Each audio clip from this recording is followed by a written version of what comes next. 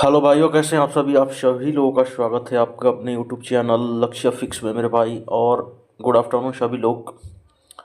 आज के इस वीडियोस में हम लोग जानेंगे कि इंडिया पोस्ट काफ़ी ज़्यादा लोग सभी लोग अभी न्यूली जीडीएस अभी ज्वाइन करने वाले हैं। और जो जीडीएस मेंबर अभी फॉर्म फिलअप जो भी होगा, और काफ़ी ज़्यादा लोग जानते नहीं हैं कि ये काम क्या होता है, क्या क्या क्या करना होता है, और जीडीएस में किस किस पोस्ट पे सिलेक्शन होता है, क्या बना जाता है ना। वो नहीं जानते हैं प्रोमोशनल क्या है, क्योंकि काफ़ी ज़्यादा लोग को अभी भी कुछ जानकारी नहीं है इंडिया पोस्ट के बारे में, भारतीय डाक के बारे में, जीडीएस क्या होता है, एमटीएस कैसे बना जाता है।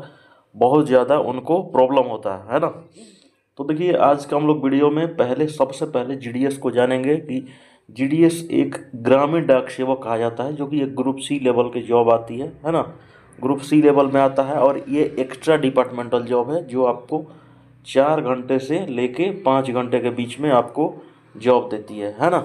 तो ये 4 से 5 आवर का जॉब है, और आपको इसमें आपका सिलेक्शन होने के बाद 3 पोस्टें आपको मिलती है, जो कि सबसे पहला होता है बीपीएम, उसके बाद होता है एबीपीएम, समझ रहे हैं, और एक होता है डाक सेवक जो एसओ में काम करते हैं। सबसे पहले मेरे भाई ये याद रखें, एक बीओ होता है, एक एसओ होता है, और एक होता है एचओ।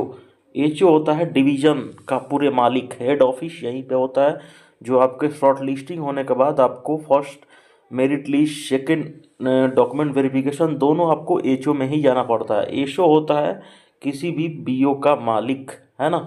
तो एक एसओ होता है, एक एसओ के अंडर 100 से 110 बीओ तक आते हैं बीच में, है ना, समझे।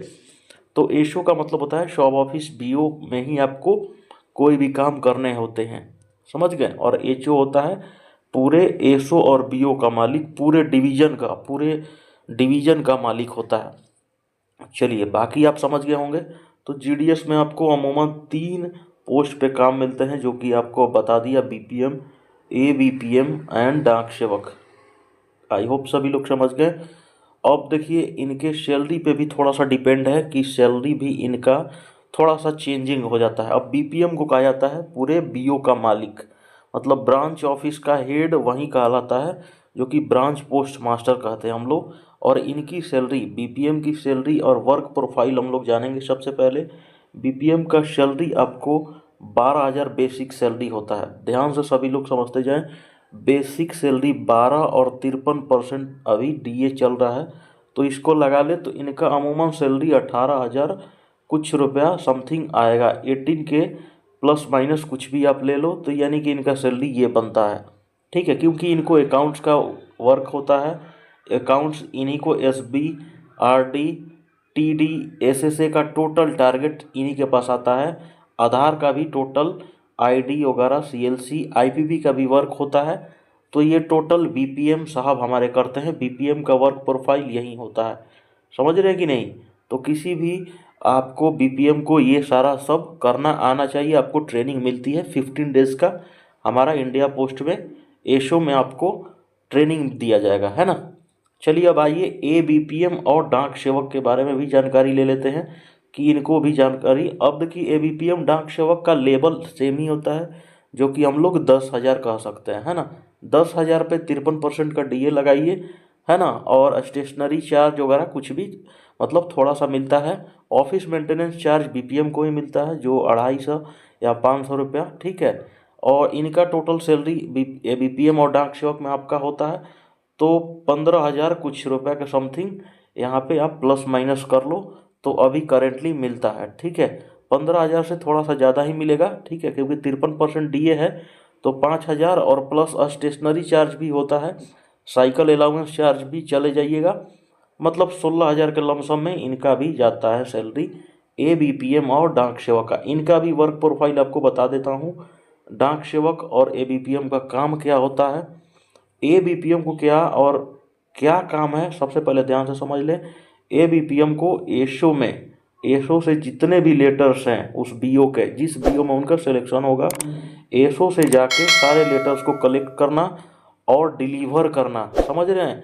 इनका काम है कि लेटर को हमेशा हर जगह तक पहुंचाना, हर कस्टमर्स तक पहुंचाना ABPM का काम है।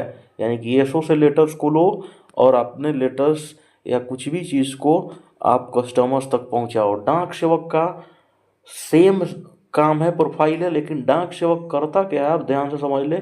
किसी भी एसओ में डाक सेवक आपको देखोगे कि मिल जाते हैं। तो डाक सेवक क्या करते हैं, जितने भी वो लेटर्स आते हैं एचओ से, ठीक है, एचओ से जितने भी लेटर्स आते हैं उनको पैक करना, बांधना, पूरी तरह से पूरा अच्छे से देखना, कोई भी लेटर्स वगैरह उनकी ही काफ़ी ज़्यादा रिस्पॉन्सिबिलिटी होती है।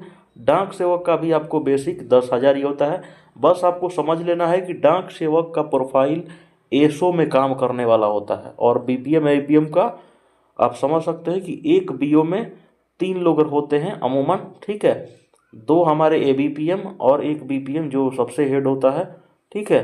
इनकी सैलरी के माइनर डिफरेंस आपको 2K के लमसम में आता है। 2,000 2,500 के लमसम में सैलरी का डिफरेंस आता है, क्योंकि ऑफिशियल वर्क किया करवाया जाता है, समझ गए। तो आपको पूरा तरह से वर्क प्रोफाइल बताया हूँ, ये काम क्या करते हैं, कैसे कोई चीज़ को हैंडल करते हैं, समझे। अब देखिए यहाँ पे आईपीपी को भी इंडिया पोस्ट ने यहाँ पे वर्कलोड में शामिल कर लिया, आप लोग सभी जानते होंगे। तो आईपीपी को अभी अब जल्द ही हमें थोड़ा सा गुड न्यूज़ मिलने को मिलेगा कि आईपीबी को ऐड करने से, और गुड न्यूज़ बहुत जल्द मिलेगा कि आईपीबी भी हमारा वर्कलोड में शामिल हो चुका है और हमारा इंडिया पोस्ट काफ़ी ज़्यादा और डेवलप कर रहा है। आईपीबी से अब हम लोग और आईपीबी भी चाहती है कि मेरी अकाउंट्स खोला जाए, और आईपीबी ने भी अपना काम किया है, ठीक है। तो आईपीबी और इंडिया पोस्ट दोनों कोलैब हो चुके हैं, आप लोग सभी लोग जानते होंगे। इंडिया पोस्ट पेमेंट बैंक और ये जीडीएस इंडिया पोस्ट दोनों कोलैब हो चुका है, दोनों आपस में मिल गए हैं और आईपीबी काफ़ी ज़्यादा अच्छा अपना पहचान बना रहा है। इंडिया जानते होंगे शॉपिंग वगैरह के लिए अभी नंबर 1 कंपनी है, और अमेजन कहाँ है। और फ्यूचर में जितने भी अमेजन के, आप समझ सकते हो, अमेजन में डिलीवरी वाले काम हमको लग रहा है हटा दिया जाएगा और इंडिया पोस्ट को ही अमेजन वाले देंगे। तो इंडिया पोस्ट का काफ़ी ज़्यादा फ्यूचर में अभी स्कोप है और काफ़ी ज़्यादा मॉडिफिकेशन होता रहेगा। और आप लोग वर्क प्रोफाइल पूरी तरह से जान लिए हैं, ठीक है, और उनसे ऐड हो जाइएगा एक बार, ठीक है। तो मिलते हैं नए वीडियो के साथ, अच्छे से रहें। धन्यवाद मित्र।